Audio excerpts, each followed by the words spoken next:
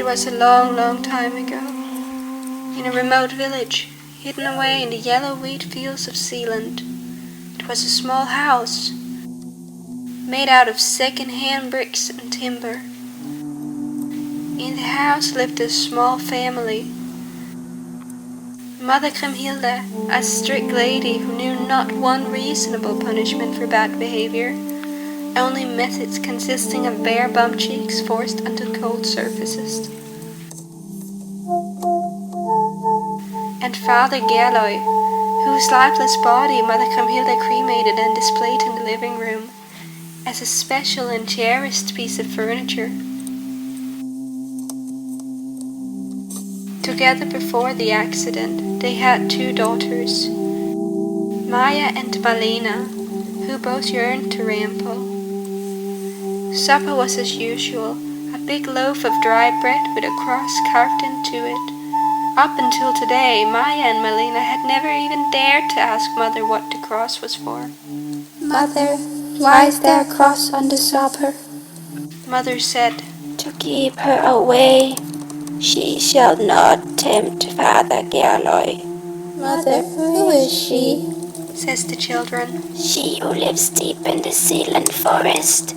She who steals and seduces our men with long bosoms. Mother, is she a nice lady? This makes Mother very upset. She takes the stale piece of bread and she chases the girls outside. Mother wants to punish them for asking questions, and punish them for being curious.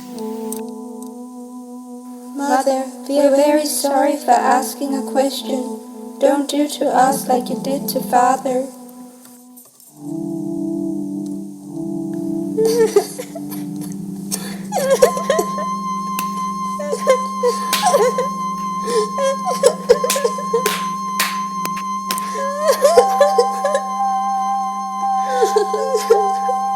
They are very bruised after being hit with the stale loaf of bread.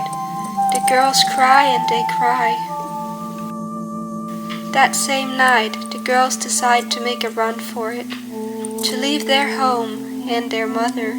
They pass through the fields surrounding their home place, until they reach the very forest, the forest that Mother had warned them about. Here they see a trail of breadcrumbs. They decide to follow them. The girls start to laugh. We should pick her a bouquet of wildflowers so she might like us. Mother wouldn't approve. Mother isn't here with us, Marlena. Do you think she's evil? A ghost? A spooky woman? I think she's beautiful. Do you think she killed Father? Mother did. And the girls laugh. The girls stop when they spot a young and beautiful woman in the distance, running around naked with meters of long bosoms that fly in every direction. The girls watch her from behind a tree. They are fascinated. She's dancing with 2 twin babies sitting right near her. Her long bosoms pick up one of the babies and carefully lift it to the other side of the river. She sings a beautiful melody.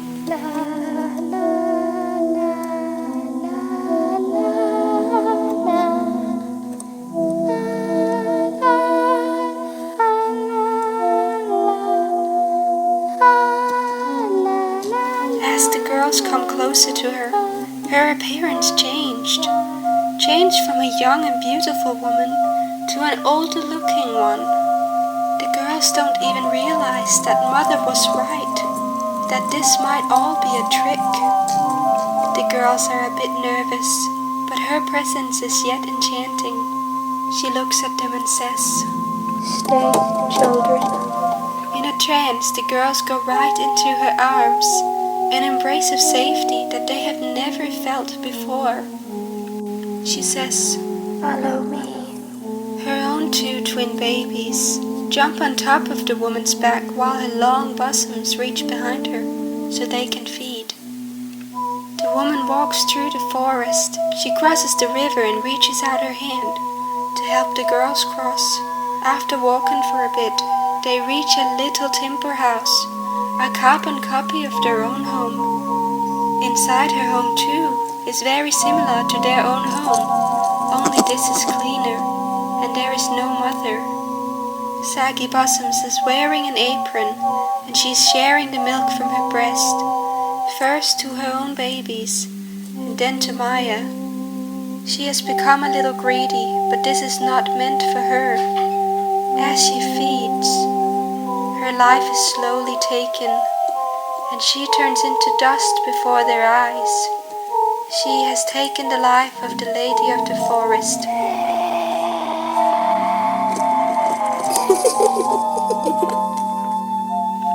Her babies are upset that they killed mother.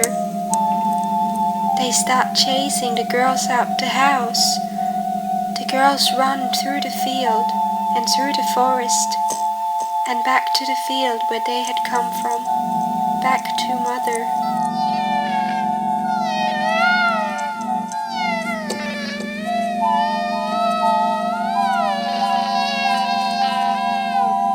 As they reach the field that their house is on, they walk in on Mother Cremhilda, humping the deceased and embalmed corpse of Father Gerløg.